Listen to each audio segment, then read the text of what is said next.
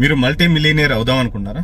So మనం multi millionaire లాగానే ఆలోచించాలి, వాళ్ళలాగా థింక్ చేయాలి, వాళ్ళు ఏం చేస్తున్నారో అబ్జర్వ్ చేయాలి. అలా అబ్జర్వ్ చేసి అలా ఫీల్ అయినప్పుడు మన బ్రెయిన్ మనల్ని టువర్డ్స్ దట్ తీసుకొని వెళ్తుంది. ఆ ఎక్స్పీరియన్స్ రావాలి అని అంటే నేను ఒక ఇంటర్వ్యూ చూసా, చాలా బాగా అనిపించింది, అది మీతో ఇప్పుడు షేర్. 500 నుంచి 1000 రూపాయలు ఉన్నప్పుడు 5 స్టార్ 7 స్టార్ హోటల్కి వెళ్ళిపోయి టీయో, ఒక కాఫీయో, ఒక సూపో ఆర్డర్ ఇచ్చి మంచిగా ఎంజాయ్ చేసాను టేబుల్ పైన. Then we are enjoying that environment. మన బ్రెయిన్ మనకి ఇండైరెక్ట్ గా చెప్తా ఉంటది, we have to reach this stage, we have to reach this stage అనేసి.